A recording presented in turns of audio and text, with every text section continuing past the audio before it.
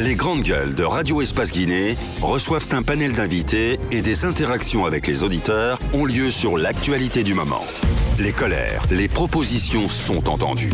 Les grandes gueules de Radio Espace Guinée se veulent un reflet des préoccupations des Guinéens. Les grandes gueules, une émission populaire qui invite des politiques, des économistes, mais aussi des acteurs de la société civile guinéenne. À suivre tous les jours, 9h-11h sur Radio Espace Guinée et nos radios partenaires. Merci de nous regarder. Vous qui suivez donc la télé depuis Sangaredi, depuis Kamsar, depuis Bokeh Centre, merci de nous choisir. À présent, notre invité, monsieur Mansour Kaba, président du PAG, il est avec nous. On va évoquer avec lui la question des déguerpissements en cours sur le site du centre directionnel de Koloma. Bonjour à vous, monsieur le président du PAG. Bonjour, monsieur. Bienvenue. Bonjour à tous les journalistes. Bienvenue dans ce studio encore une fois. On a suivi de manière spectaculaire le déguerpissement du côté de Kaporora et bientôt certainement Kipé 2. On va revenir. Aujourd'hui, vous, quel regard portez-vous sur ce déguerpissement? Certains parlent de manque d'humanisme, certains parlent de non-respect des procédures de déguerpissement qui devaient respecter un certain nombre de principes, c'est-à-dire le de ceux qui doivent être déguerpés et le recasement des familles qui sont délogées pour des faits de responsabilité de l'État. Quel regard portez-vous sur cette actualité brûlante? Merci beaucoup tous les amis pour m'avoir demandé d'intervenir sur ce problème. C'est un problème extrêmement important et je voudrais dire d'abord que avant de situer les responsabilités ici, j'ai vécu ailleurs. J'ai vécu des expériences similaires ailleurs. En Côte d'Ivoire, c'est nous qui avons créé le quartier de Port-Boué, en face du camp militaire français. Et lors de la création de ce camp, on avait déjà commencé à faire Yopougon, qui est maintenant la plus grande commune de Côte d'Ivoire. C'est une nouvelle ville que nous avons créée, de toutes pièces, en détruisant la forêt, les plantations pour faire la ville nouvelle de Yopougon. Et je viens un jour à Port-Boué avec les bulldozers pour démolir c'était vraiment des baraques qui étaient au bord de la mer là-bas. Et l'un des habitants, le premier habitant qu'on avait en face, est sorti avec son fusil. Il m'a pointé le fusil sous le nez. Il me dit, bon, monsieur, je ne vous connais pas, mais si votre bulldozer touche à ma maison, vous êtes un homme mort. Et j'ai compris qu'il voulait se défendre. Les grandes gueules. Alors j'ai dit au chauffeur d'arrêter, naturellement. Nous sommes retournés au siège. J'ai vu mon patron, M. Bédachi Bernard. On a vu le patron de la SOGEFIA, M. Konan Bledou. Nous avons vu le ministre de tous les ministres concernés, quoi, par la gendarmerie. Nous avons fait une réunion, on dit quelle solution faut-il trouver à Yopougon, à Port-Boué. Comme on avait déjà fait une bonne partie de 180 hectares à Yopougon. Non, 180 hectares qu'on avait aménagés. Oui. Alors donc qu'est-ce qu'on a fait? Nous avons fait l'inventaire des habitations qui sont sur ce terrain-là, habitations spontanées, habitat spontané. Donc nous avons fait l'inventaire et nous avons attribué à chaque famille selon les surfaces occupées à Yopougon, à Port-Boué. Nous avons créé Port-Boué 2 pour qu'ils se sentent encore à Port-Boué. C'est comme si vous preniez les gens de Kaporo, vous les envoyez à Kobaya et vous appelez là-bas Kaporo Rail 2. Alors donc, nous avons créé Port-Boué 2 à Yopougon. Aux frais de l'État? Naturellement, aux frais de l'État. Le domaine, quelle était la nature juridique de ce domaine que les habitants occupaient? Est-ce que c'était une réserve de l'État? En Afrique, la nature juridique d'occupation de ces terrains, on ne peut pas se baser sur cela pour prendre des actes. L'aspect humain était au centre de l'opération. L'aspect humain est une chose, l'aspect économique en est une autre, l'aspect social.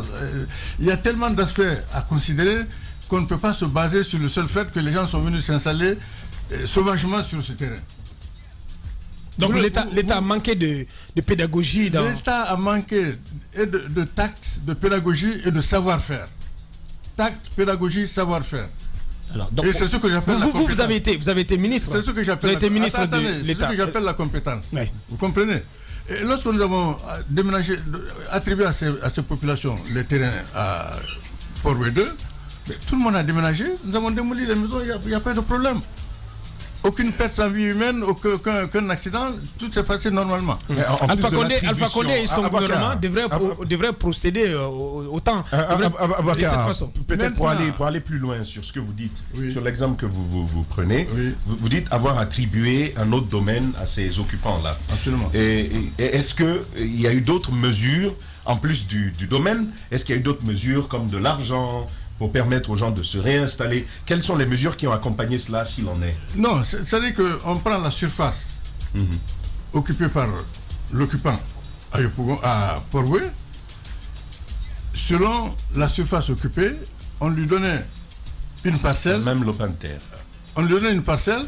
Les gens vendaient quelques-unes de ces parcelles pour construire leur maison. Ah, d'accord. Okay. Vous comprenez? Okay. C'est comme ça. On fait un inventaire. On ne peut pas aller comme ça avec un bulldozer, entrer dans les biens des gens. Vous savez, c'est que la terre que vous avez donnée. Une maison ne se construit pas en 1 an, en 5 ans, en 10 ans. Voilà, donc il n'y a pas eu de mesure, il n'y a pas eu d'argent donné aux gens. C'est que la terre. Nous avons donné la terre, mais la terre qui avait de la valeur. Parce que la terre, nous les avons envoyés quelque part où on avait déjà fait la voirie. C'était viabilisé. La voirie était bitumée. Il y avait l'eau. Il y avait l'électricité, il y avait l'assainissement, il y avait l'électrique. Mais M. Kaba, donc il y avait les rudiments. Quand on fait le parallèle avec le centre directionnel de Coloma, c'est quoi votre analyse? Non, c'est quoi les similarités? Mon analyse, c'est que ce que je dis, c'est que dans ce gouvernement, ce que je constate, c'est que la main droite ne fait pas ce que la main gauche fait. Parce qu'il y a quelques semaines, nous avons tous entendu parler de 10 000 ou 20 000 logements sociaux. Que le gouvernement doit construire quelque part en haute banlieue ici. Les grandes gueules. Vrai ou faux? Keïtaya, je crois. Bon, alors... Mais au-delà... Attendez, il faut que... on fait un recensement, on ne travaille pas en l'air comme ça. On fait un recensement. J'entends parler de 10 000 personnes à Coloma. 10 000 personnes? Mais prenez 5 personnes par famille. Ça vous fait 2 000 maisons. 2 000 logements. Les 2 000 logements, on les trouve dans les 10 000 sans aucun problème, ou les 20 000 que les Chinois doivent réaliser. Et où j'ai même entendu, à cette occasion, un grand ministre, le Premier ministre, dire qu'il n'y a pas de Guinéens capables de gérer ce chantier. C'est pour cela qu'on attend encore. Je vous assure. Or, nous avons fait ce travail en Côte d'Ivoire. Les grandes gueules. C'est passé il y a 45 ans. Justement, il y a 45 ans que les Guinéens ont fait la Côte d'Ivoire. Nous sommes 5 Guinéens à avoir fait ces grands projets en Côte d'Ivoire. Et ce sont maintenant les formés par les formés de nous qui nous apprennent aussi le métier de l'urbanisme de l'habitat. Les Guinéens vont maintenant apprendre à faire les travaux là. Au grand projet à Abidjan. J'en reviens à ce qui m'amène droit à cette question. Vous parlez de 45 ans. Certes, les conditions à 45 ans et les conditions maintenant ne sont pas les mêmes. Aujourd'hui, c'est encore plus facile. Au lieu de parler de 10 000 logements à Keïtaya, mais certains disent que l'État aurait pu, du côté de Kouria, où il y a encore beaucoup d'espace, ou de Dubreka ou Mafreya, l'État aurait pu en urgence bâtir des maisons, ce qu'on appelle des maisons préfabriquées, parce qu'aujourd'hui, il est clair qu'avec $10 000, vous avez une maison toute faite, sortie de terre en moins de 3 mois. D'autres pensent que l'État aurait pu engager ces travaux-là avant de procéder au déguerpissement, y recaser les familles qui sont déguerpies, ça aurait donné beaucoup plus d'humanisme à l'action. Qu'en pensez-vous? Je suis du métier, je ne suis pas pour cette solution. Vous avez un projet qui existe. Je crois qu'on a même posé la première pierre de ce projet. Mais comment est-ce qu'on peut aller chercher encore d'autres logements ailleurs?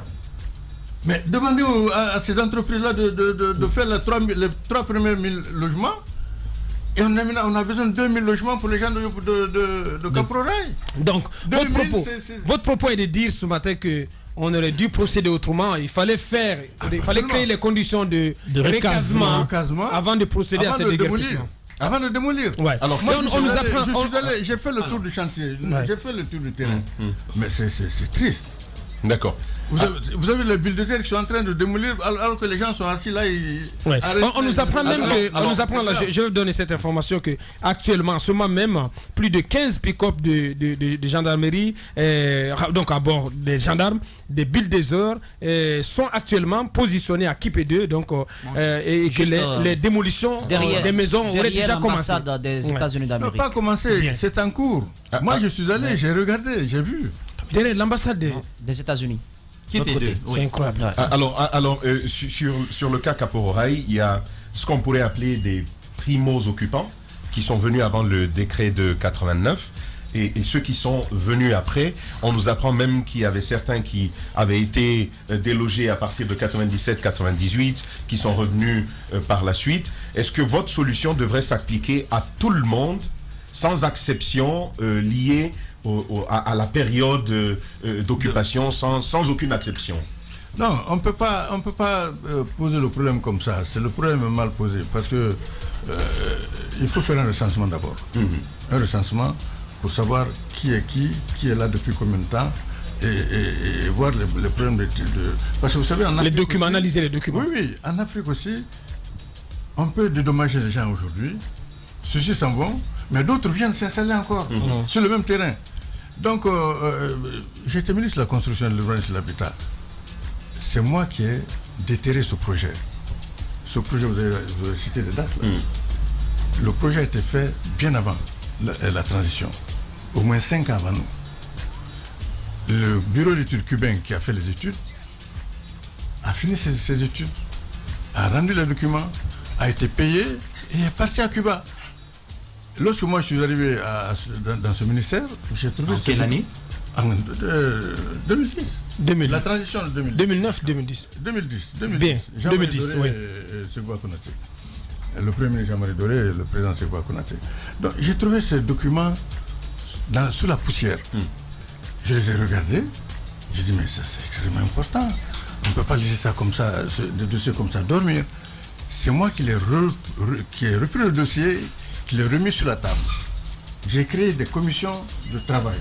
À l'époque, j'ai dit au ministère, ce ministère devient le bureau d'études de l'État guinéen. Alors tout ce que l'État veut faire, c'est ici, en tout cas en matière d'urbanisme et d'habitat, c'est à notre niveau que ça se fait. Et nous avons créé des commissions de travail. Et il y a une commission de travail qui a travaillé pendant toute l'année où on a été dans la transition sur ce dossier. Alors donc, tout était déjà préparé. Mais comme la transition n'a pas duré, nous sommes restés 11 mois dans le gouvernement. Après, le gouvernement du président... Ségou Konaté. Non, Alpha Condé a pris le pouvoir, et le dossier a été remis encore sous la poussière. Bien. Alors peut-être vos conclusions sur Kaporo et sur Koloma. Certainement avec des pistes de solutions. En l'état actuel de la situation, c'est vrai que tout le monde y va de son constat et de son diagnostic. Aujourd'hui, en l'état actuel de la situation, qu'est-ce qu'on peut faire pour remédier à toute la frustration, à toute la désolation que subissent les familles de Kaporo? Le problème est simple, parce que c'est un problème social, mais qui a des aspects aujourd'hui politiques extrêmement importants.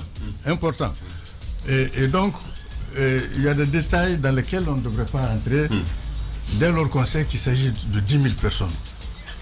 L'État guinéen, loger 10 000 personnes, c'est pas la mer à boire. Mais ce qui est grave, c'est que nous sommes dans un État qui n'a jamais réalisé un programme de 1000 logements. 1000 logements. Nous faisons presque 10 000 logements par an en Côte d'Ivoire, il y a 40 ans. Vous comprenez? Donc, pour la Guinée, c'est extrêmement important, c'est grave. Donc, pour Kapororaï, en prenant 5 personnes par famille, 10 000 familles, on a 2000 logements à construire. Les 2000 logements sont déjà prévus par dizaines dans un programme que les Chinois doivent réaliser. Et le gouvernement sait, il a un projet. Que le gouvernement se rabatte sur ce projet, construire ces logements et faire déménager les gens là-bas. Mais quand on commence par la démolition, C'est-à-dire qu'on commence par la fin. Bien, donc en gros, vous condamnez ce qui se passe. Oui, ça c'est évident. Je condamne. Monsieur Mansour Kaba, président du parti PAG, il était notre invité en ce mardi. Merci Monsieur Kaba, merci d'avoir répondu à nos questions. Tout homme qui fera profession de rechercher la vérité et de la dire sera toujours odieux à celui qui exercera l'autorité. Condorcet. Bienvenue chez les GG sur Radio Espace Guinée.